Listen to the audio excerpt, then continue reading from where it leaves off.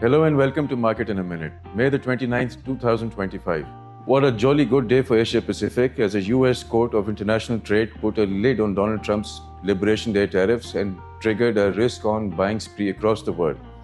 All major Asian equity markets you monitor here are in green today.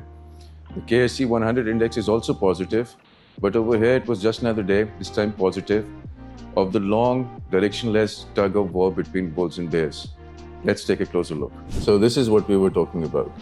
In such a directionless market, it really doesn't matter if the day's candle is green or red, as long as it's about the same size. So today was green, yesterday was red, and it makes little difference as long as these things are not changing. Let's look at the hourly chart first. This is the first hour. Let's take a closer look. It went up and up and up and up to a very crucial 61.8% Fibonacci level. Then suddenly there was a sharp sell-off, down and down. This is the typical market behavior over the last few days. Sometimes it just explodes at the open and then pushes back at the close. Sometimes it's the other way down. It drops at the open and then pulls its way back up. This shows, despite these optics, which show not much movement in the market, but this breakdown on the lower level time level charts shows that there is an intense tug of war going on between bulls and bears. It is, despite appearances, not really a very lifeless market. It remains above all significant moving averages.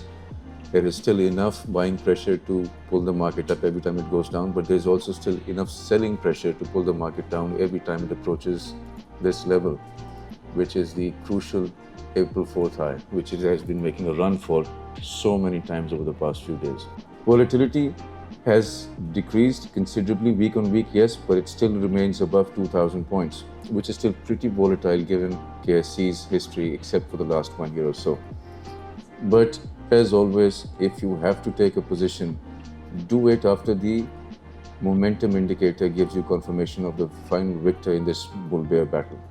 Until then, it doesn't matter if the market is above or below moving averages. It doesn't matter how many times it makes an intraday high or low.